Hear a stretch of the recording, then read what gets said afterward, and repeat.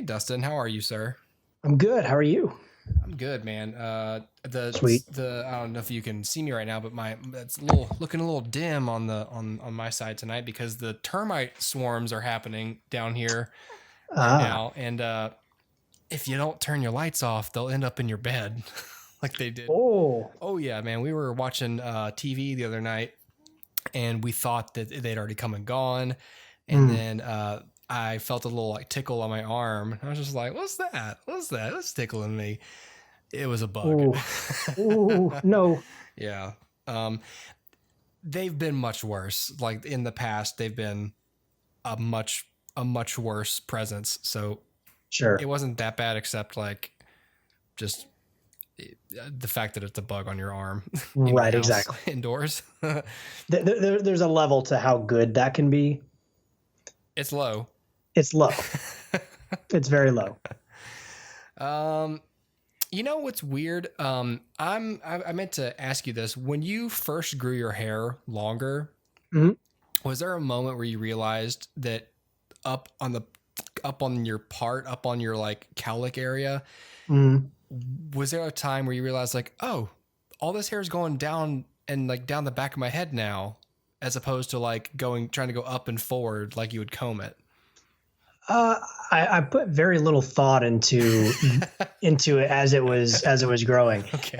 It just kind of went the way that it went, and there's only so much you can do. It just kind of goes where it goes, and it's weird because it's like it'll be because when we were in college, I mean, it wasn't short, but it was shorter than this. I feel like, Yeah. and I don't know. There's just a point where because it happens so gradually, it just kind of falls where it falls, and then you're like, okay, I guess that's how it goes now. And I'm so bad at judging like hair and hair length and hairstyle that I had no idea like I didn't even know enough to know like that's different than it was yesterday. Yeah. And then it's just kind of like, so I mean anybody who's been following the show knows our original logo. I had hair on my forehead, and then I didn't. Like all of that was just because I got a haircut one time that was too short, and I had no bang hair, and so I had to do what I did. And so it was just kind of like it just kind of happens, and I put very little thought into it. It's weird looking back on pictures of us now and seeing you with bang hair, because that's like, Yeah, whoa, yeah. whoa, that's weird It's now. very weird. You know what's weird? I guess it was probably a few months ago now. I because it's been years since it's been that way. I know. And so a few months ago, I randomly was like getting ready for bed, and I was like, I wonder, and I just kind of did it, like because my hair is obviously long enough now to do it again, but it's so much longer. Like I tried to do it, and like the hair wouldn't even go in that shape anymore because it's too long. But it was like it was so weird to see it on my face. Yeah. And what's weird is I had it that way long enough that every now and then I still dream, and it's that way in my dream, and it's very strange. I don't dream about my hair at all. I just remember because like I specifically remember in my dreams sometimes like being like, it's in my face.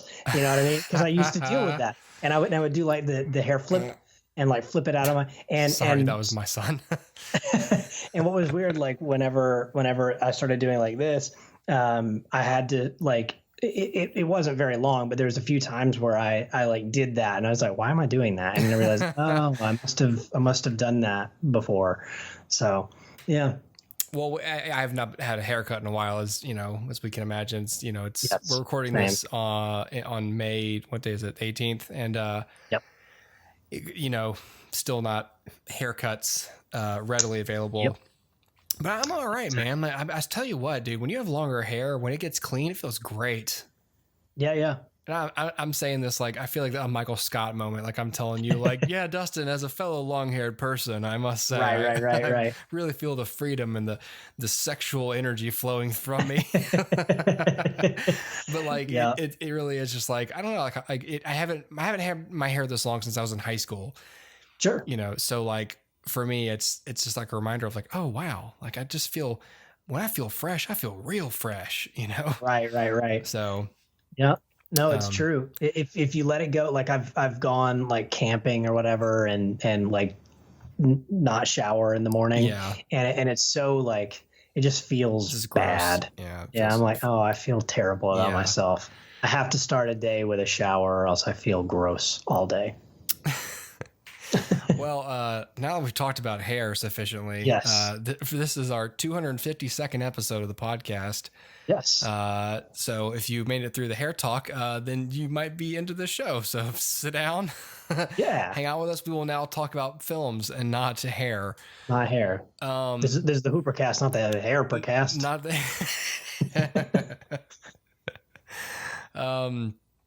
Okay.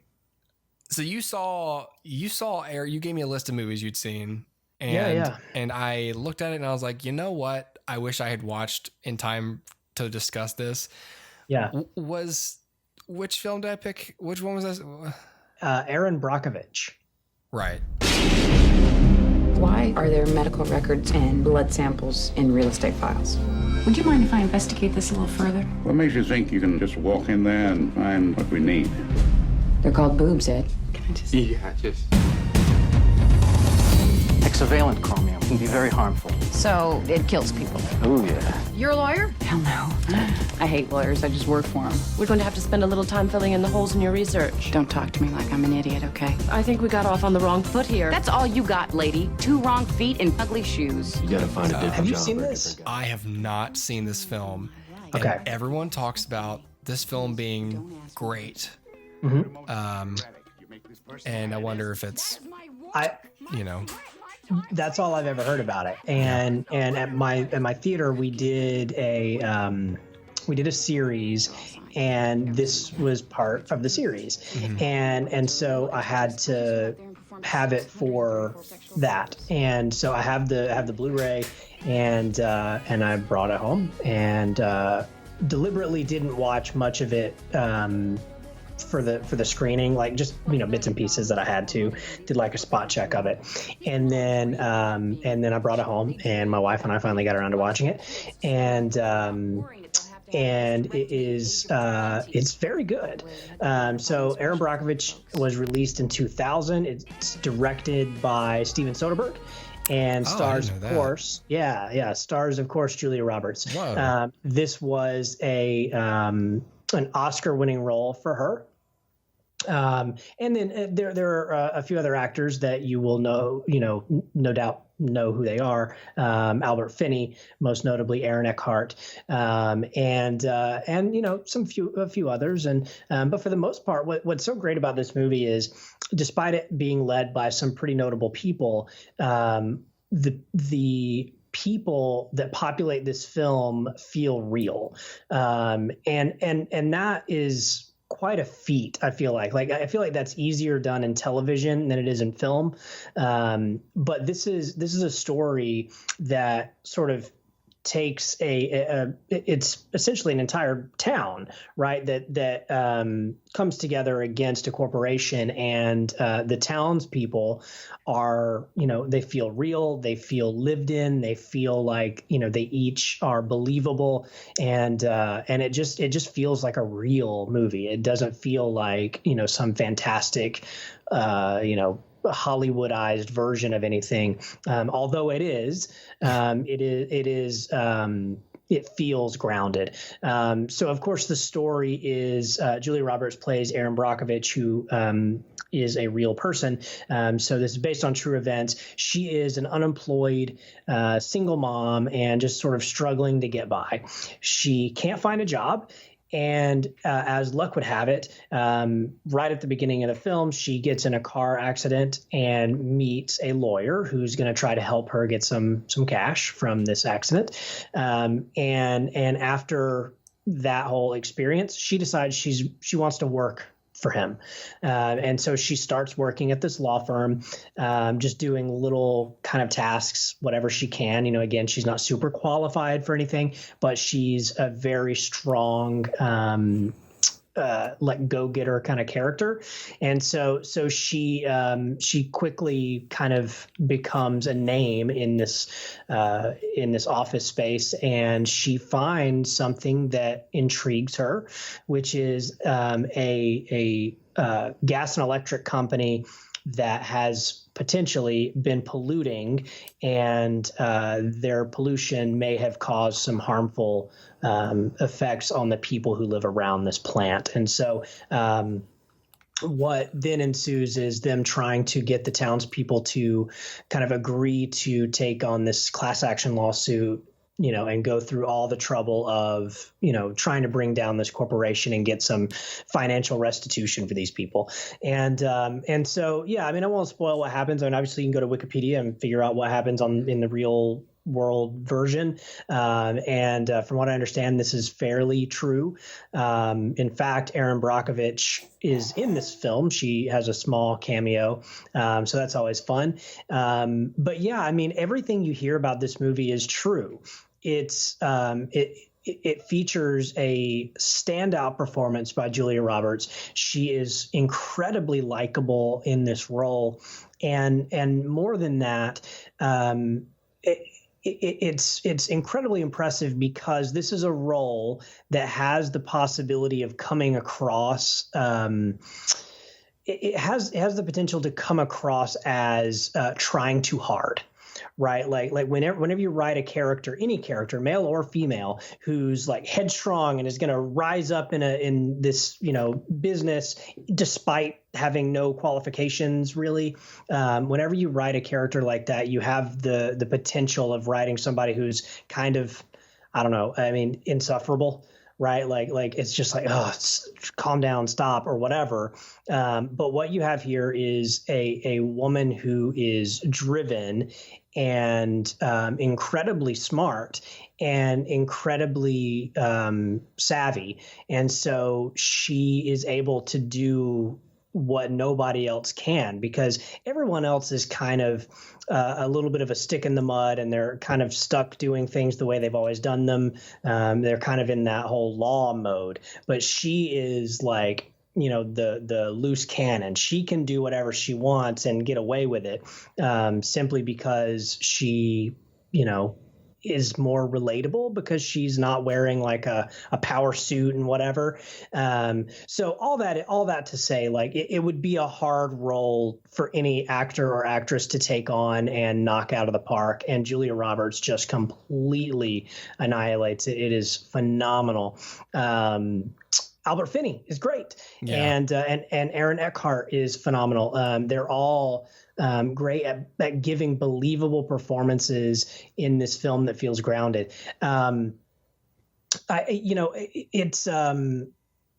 It feels ahead of its time a little bit, and maybe that's just because Steven Soderbergh's always kind of been pushing things forward, but it feels a little bit ahead of its time. It's a story that I feel like in 2000, even as recently as that was 20 years ago, it wasn't being made. These kind of stories with powerful women in the leads, and it wasn't happening very often. And so this was a very high profile, strong female character. And what I loved about it is that this female character was not just all business, because that's the other trap you fall into is like, if you're writing a character like this, but she's a really good mother and she's a really good person.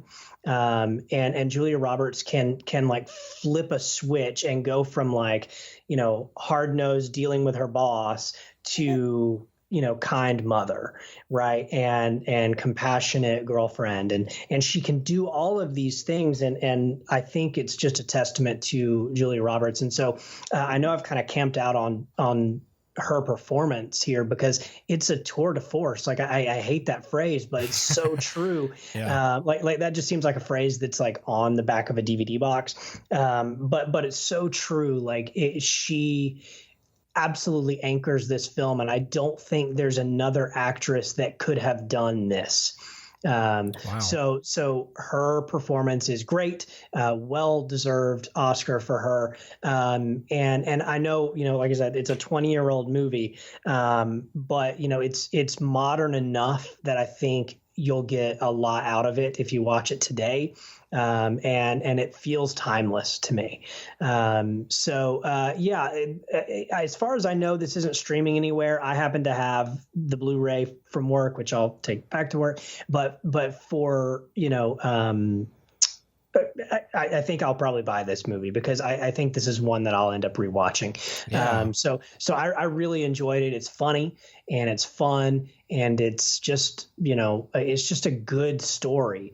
And I'd be lying if I said there's not, some part of me that got emotional towards the end. I mean, it's a good movie. So hats off to Steven Soderbergh and Julia Roberts. This was written, by the way, I think I failed to mention this, by Susanna Grant. So great script from Susanna Grant. And I really enjoyed this film. So if you have a chance to watch it, you can probably rent it somewhere. Do it because it's a really good movie and it's really worth your time.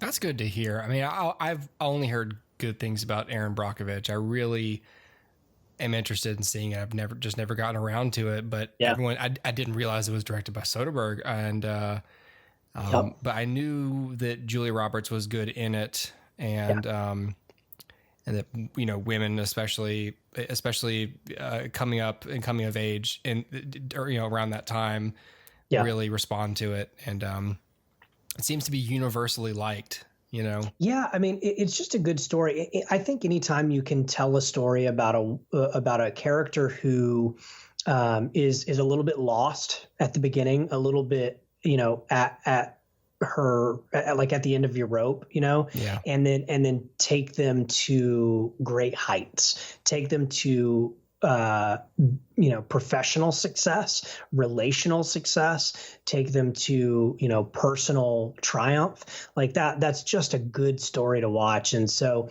I had a ball with this. You said it's not streaming anywhere that you know of? Yeah, I don't think so.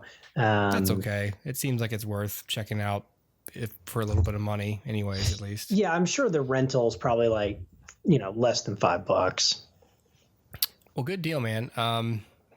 I've got a bunch of Reddit stuff I wanted to cover with you. I have a bunch of saved posts on here, I just wanted to sort of get to. And also I didn't watch anything. So I'm watching Hollywood right now, but I'm not finished. So I didn't want to, half review a limited series. Right. So that seemed kind of like a cop out. So I brought up a few posts here, and we can hit these quick or long. We'll see what happens, I guess. One of these that I thought was kind of fun, especially to bring up some actors of the era of Erin Brockovich, because that's probably going to be things we think of more than. I should just tell you the post to make more sense. Okay, so the post is Sean Bean's character always dies.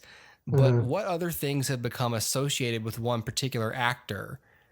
So some other examples in here are Tom Hanks and urination, particularly at key plot points. But if you people have discussed these things like that's apparently a big weird pattern in his career. Okay. Brad Pitt sloppily eats something, often a sandwich, while talking. Such as in Steven Soderbergh's Ocean's 11, 12, and 13. Tom Cruise will obviously sprint at any opportunity. Matt Damon must repeatedly be retrieved from distant locations such as foreign war zones or other planets. Harrison Ford wants his wife / family back. One of them, to echo last week, is Jackie Chan does not want to fight, but he must fight. Yes. Yep.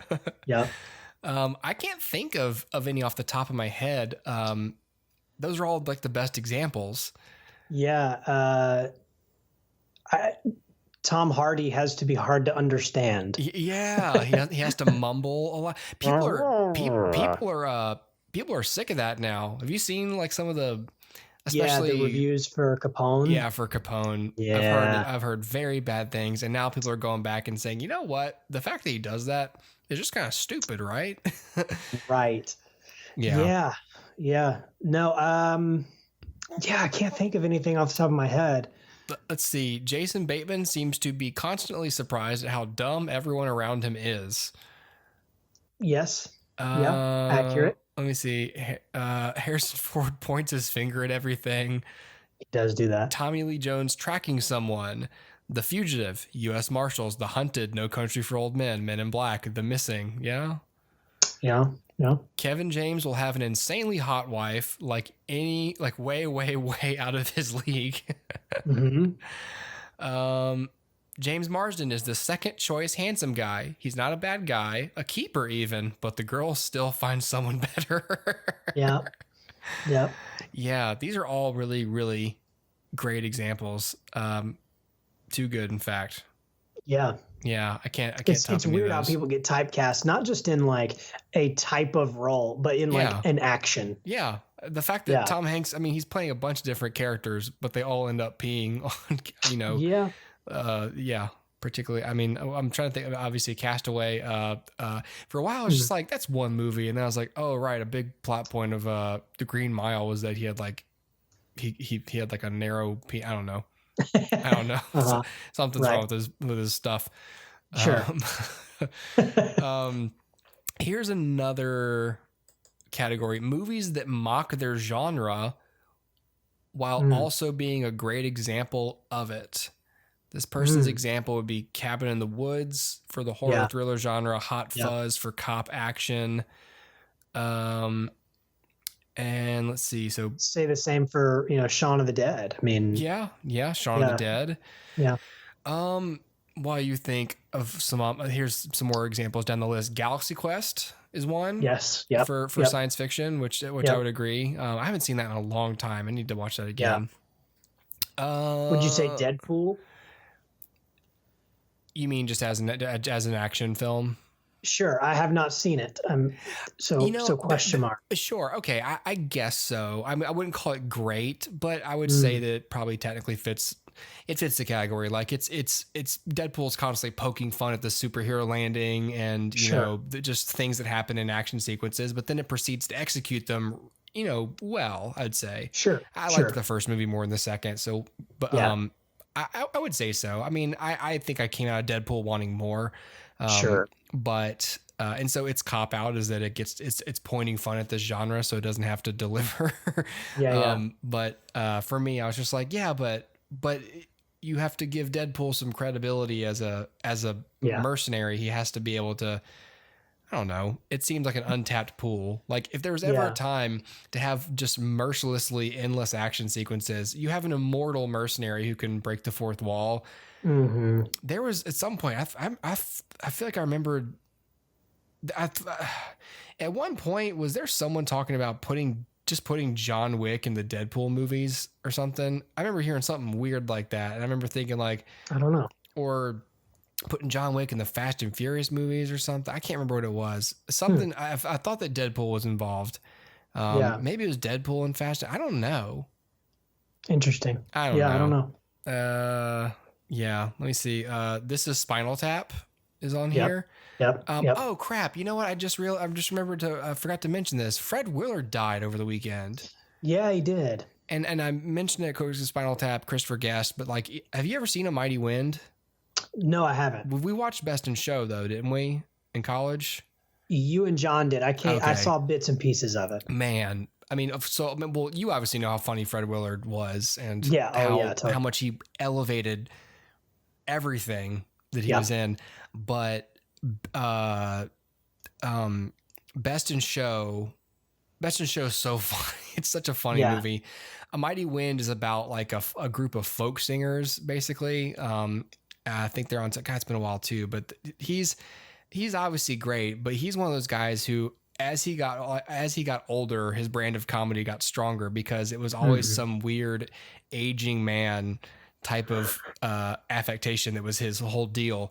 And so as he became an aging man, it just played more to his strengths and his persona. And I'm super sad that he died, but I didn't realize that dude was 86 years old. Yeah. I had no idea. And I think, I don't know what his last credit is going to end up being, but I do know that I just saw him in the trailer for the new Steve Carell show for Netflix. Oh, the Space Force? Yes. Space Force. Yeah. Huh. So he's in that. I'm not sure if that will be his last credit or not. Huh. Jeez. Yeah. Do you think that show's going to go anywhere? I don't know. It seemed like it was created out of spite. Sure. It's tough to say. I mean, it's one of those things that it could, it's Greg Daniels, and Greg Daniels seems to know the formula, but is he the executive producer for that? Yeah. So it could be. Yeah. I don't know. I'm more likely to watch. I think I'm going to check this out. I keep breaking my TV rule this year, but, I didn't realize until I saw a thing that show Upload on Amazon is Greg Daniels. Mm-hmm. Yep. With Robbie Amell. Yes. Yep. So that makes me want to see that, because I like science fiction. I like speculative, whatever. And I'm rewatching The Office right now. And so I'm like, I'm especially attuned to Greg Daniels's brand of humor, or sensibilities at least. And so I think I might check that out. I don't know. Are you interested in that show at all? I am. I think it looks good. I know it's been compared to The Good Place, which I have not seen either. That's a good show. But I know, like, Greg Daniels, I think I saw a part of an article a few weeks ago. Somebody pointed it out, and Greg Daniels was like, I haven't watched The Good Place, obviously, because he's aware of the similarities. But The Good Place was created by another Office guy. Right, exactly. I'm like, sure. So, I don't know. But I think I do want to see Upload, and I do want to see Space Force. So we'll see. Yeah, we'll see. Okay, well, how about this? I'm gonna go to break. We'll come back, and God, what was the movie you talked about? Start with a P. I forgot it was. What? Prospect. Sorry. Yeah, man, you caught me off guard. I was like, what was it called? I was thinking Prefect. I perfect. Right. Precepts. Yep. So okay. Prospect. All right. Yep. So the Prospector. Yes. All right. We'll come back. We'll talk about that. Okay. Be right back.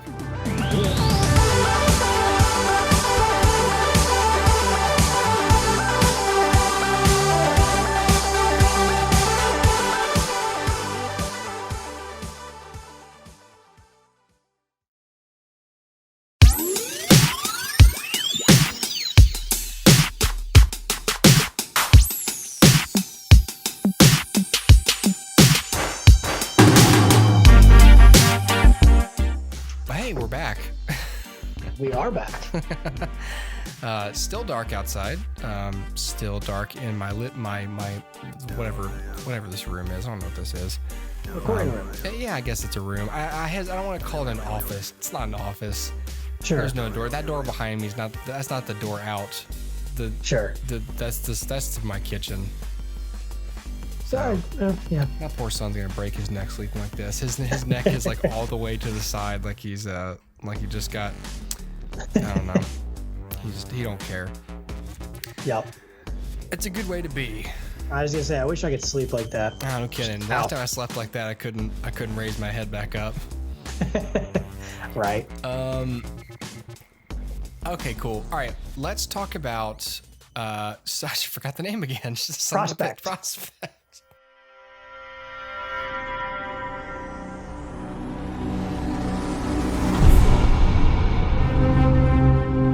2742 requesting release. I'm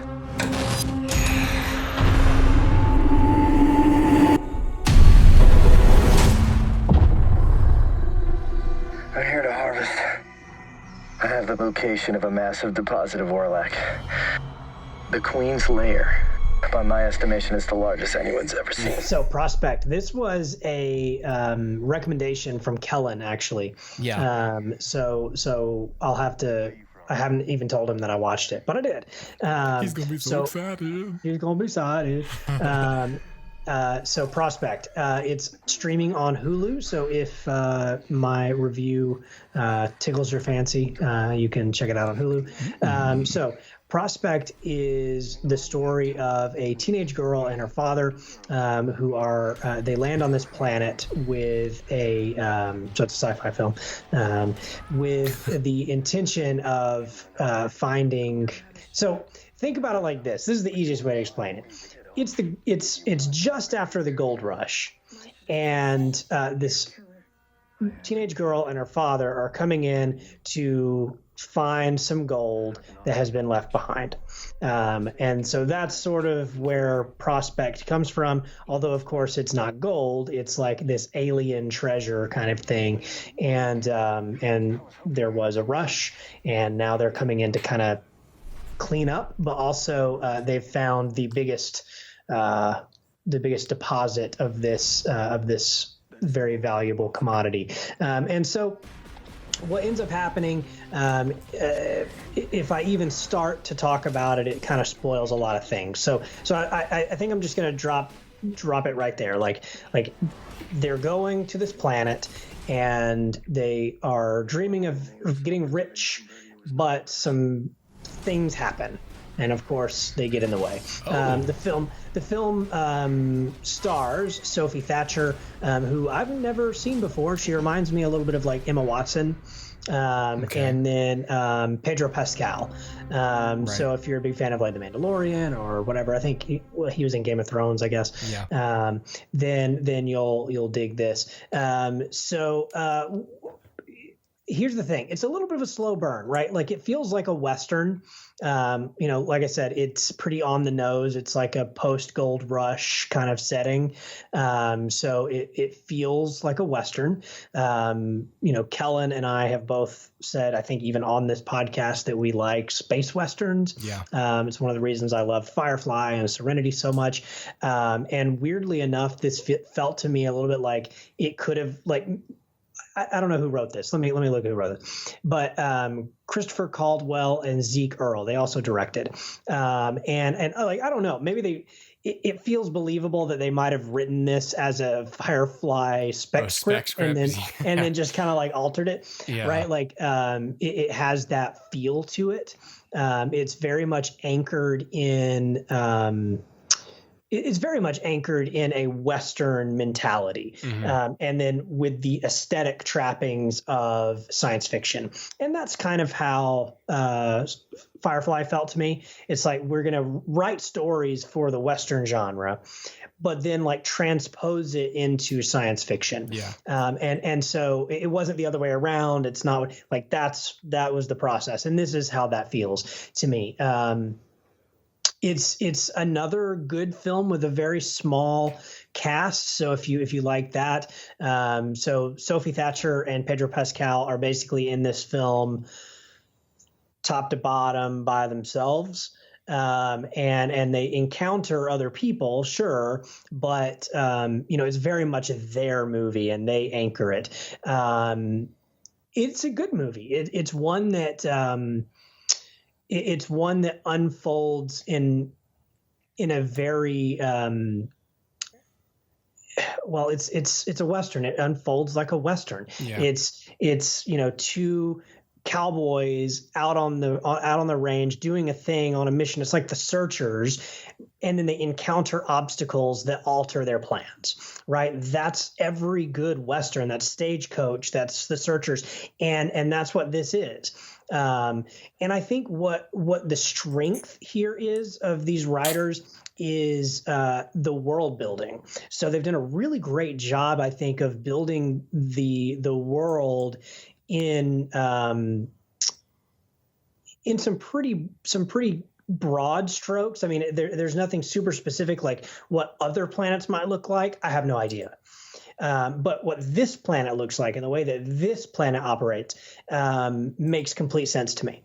And so the world building is clear and it's thoughtful, and you can tell that these writers thought through like, okay, so if they are on this planet, how are they getting off? If they're on this planet, how does this commodity, this alien thing that they find, this treasure, how does this relate to dollars, right? And like all of this is very well thought through. And there's some really great character moments in here too. However, I do feel like the characters are a little bit shallow. And maybe the focus was on writing a genre piece and a piece with good world building to the detriment of the characters a little bit. These two main characters, I know enough about them to root for them, but I don't know enough about them that I really want to see another movie with them, or I don't know enough about them that like if you dropped them into a different scenario, I feel like I know how they'd react. I don't think I know them that well. And so I think that's the film's detriment. And again, if you're really into the aesthetic, if you're really into the genre, I think you can let that slide.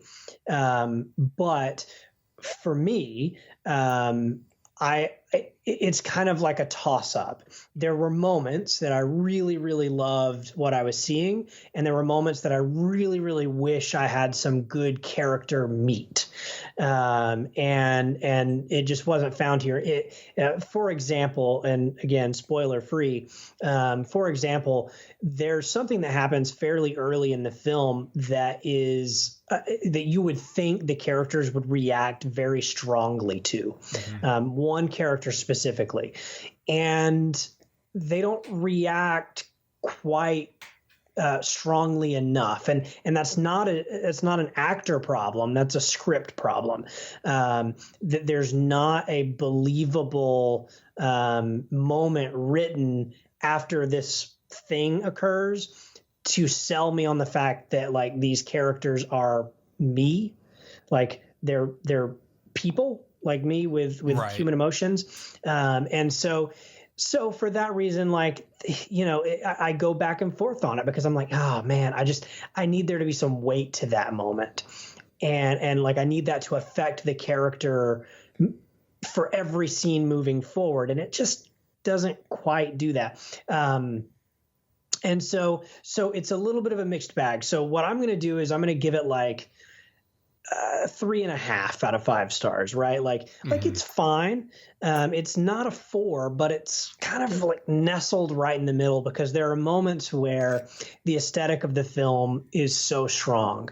And then there are moments where the character is so shallow and so lacking. And for me, it just makes me kind of ride the fence. So in a movie where I feel like I should be super excited about this, I wasn't super excited. And, I think what I would do is I would recommend it to people who are big space Western fans or people who like a good slow burn sci-fi film. But I think if you're looking for something with deep human emotion and deep characters, I think you should probably look somewhere else. And this is not like a problem across the board, but just to give you sort of the sense of the depth here, it's like halfway through the film before we realize what the main character's name is. And there's like a moment where that name is revealed. So it's not like I missed it. It's just like it happens halfway through. And that's not always a bad thing. I mean, there are movies like The Road, right, where we don't know their names at all. Is it The Road that I'm thinking of? Anyway, maybe it's like maybe I can't remember now. I feel like boy and man, or what is it? Boy and father, or just the boy and his father? Yeah, something like that. It's Man and Boy. Man and Boy. Okay. So there are good examples of films where we don't know the characters' names, but it just feels to me like that's indicative of the depth that we have to get to know these characters. Is like we don't even know their name until halfway through the film. Yeah. So it just kind of feels shallow to me, and there's no reason to keep that from us. And it's not a big moment. It's just a moment. And so, it's strange the way that it unfolds. So all that said, if you're looking for, like I said, just a good space Western or even just something that kind of feels like an indie sci-fi film, this may be for you.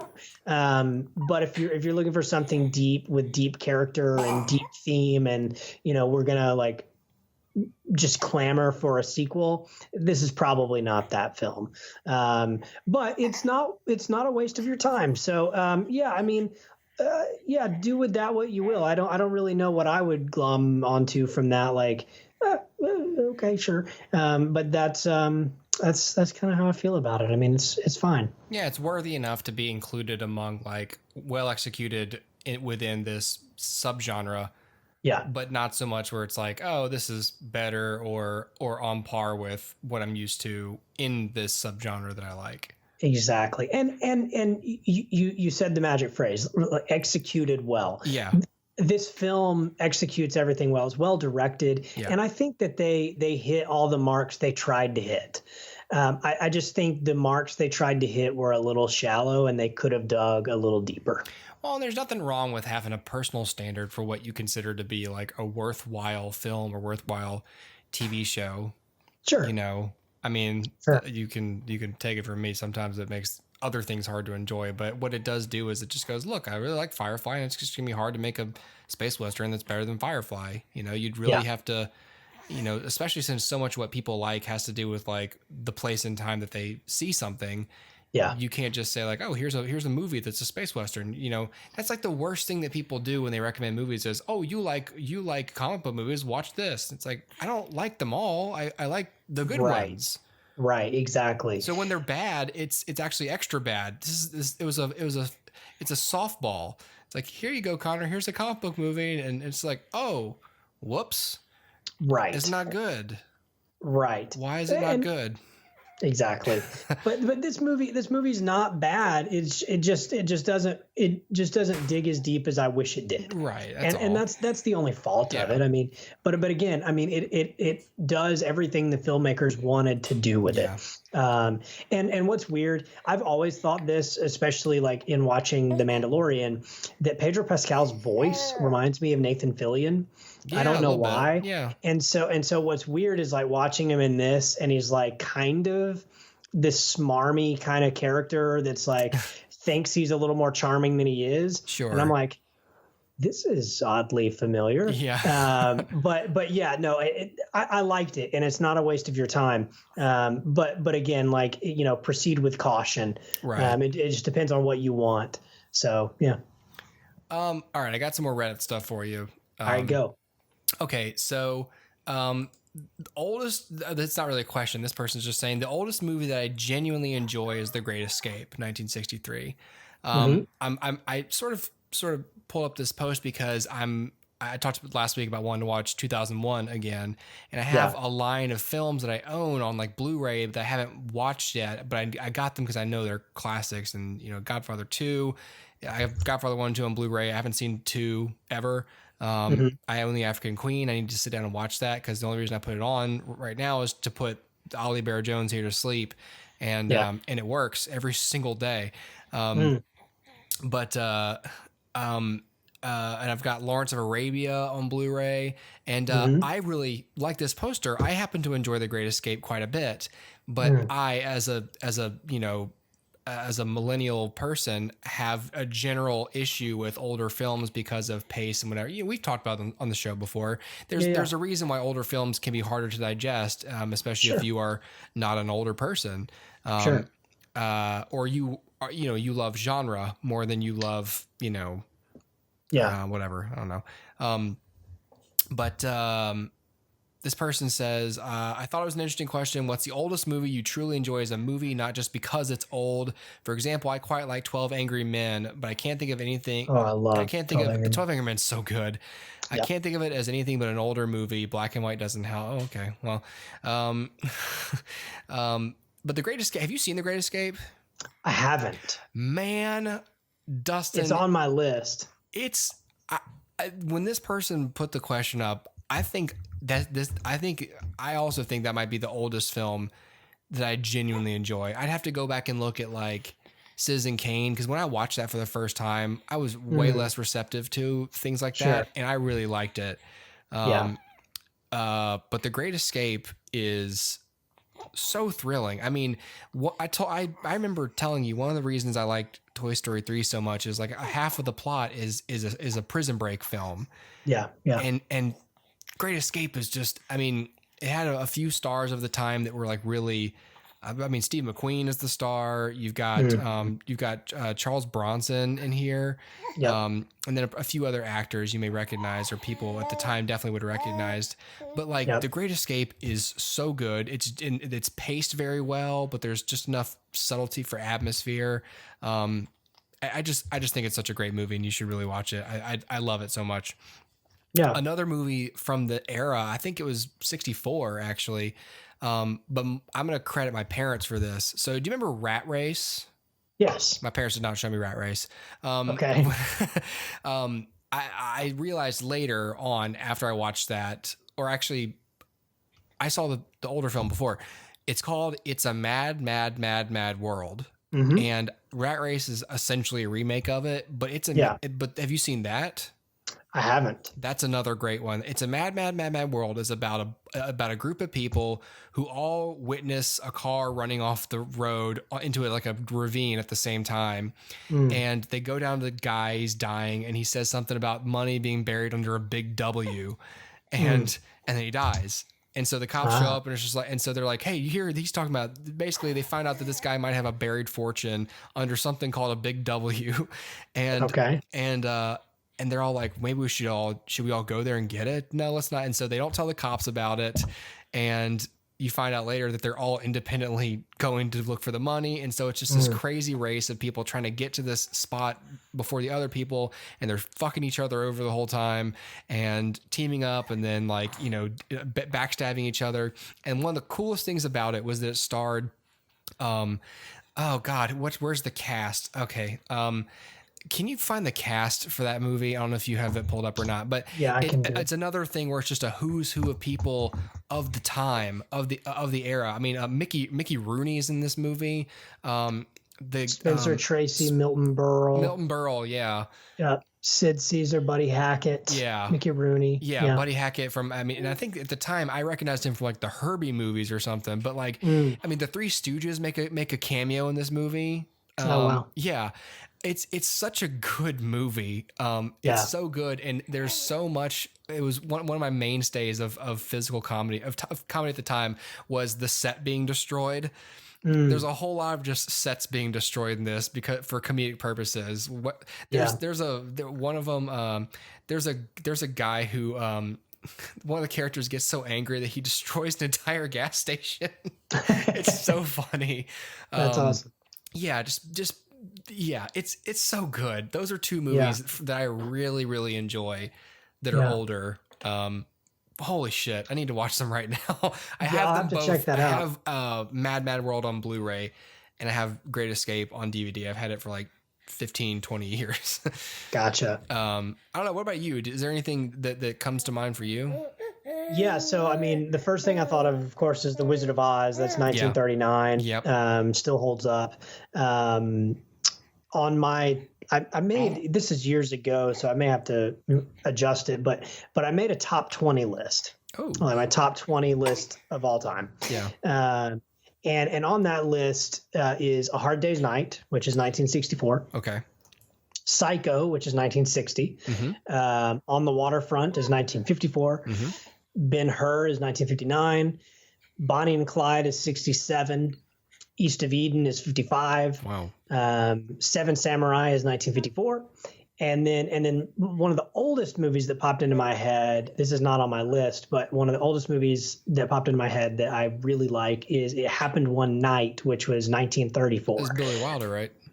No, that was Frank Capra. Frank Capra, I don't think it was something, yeah. Do you know what's... But I've seen none of those films, Dustin. Really? Okay. Okay. Oh, you know what? I have seen Ben-Hur. I saw it in school. Okay. Gotcha. Yeah, I have seen Ben-Hur. Yeah.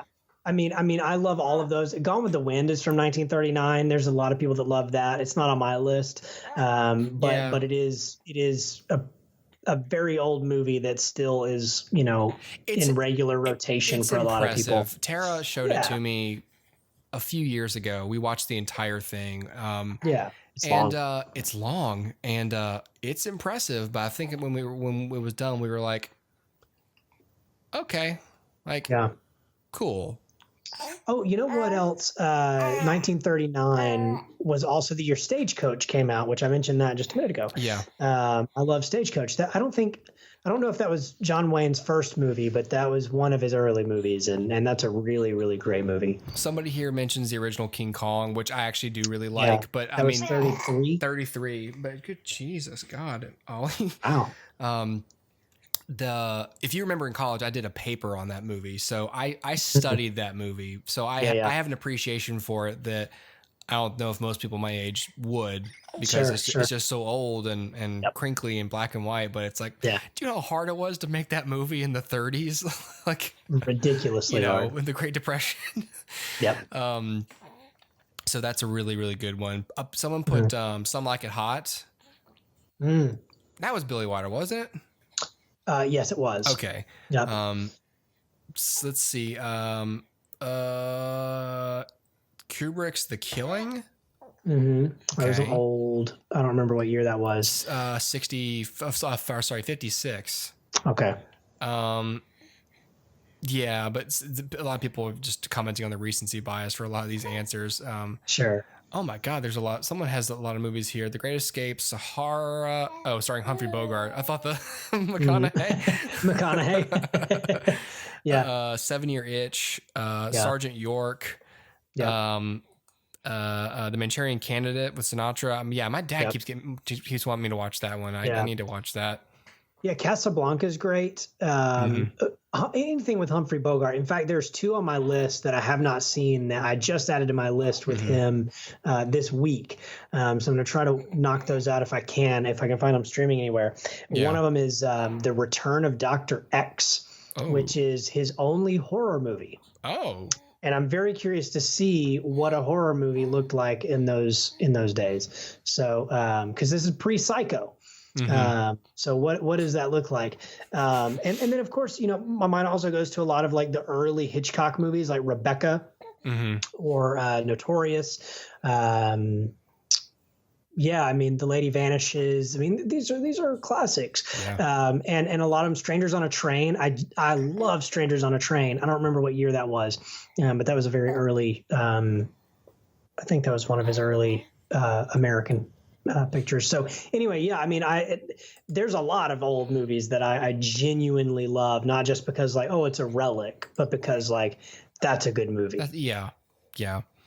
It's North by Northwest. I've got that one on Blu-ray actually. Love that. Yeah, I haven't seen that in a while, but I've got these all lined up, and I was like, you know what, I'm gonna check all these out, and again, just to have, I keep saying Blu-ray because like that's like the best transfer of a lot of these films I have because of they're shot on film, and they've been restored, and a lot of them are anniversary editions that I've got. So I think even Citizen Kane I might have on Blu-ray.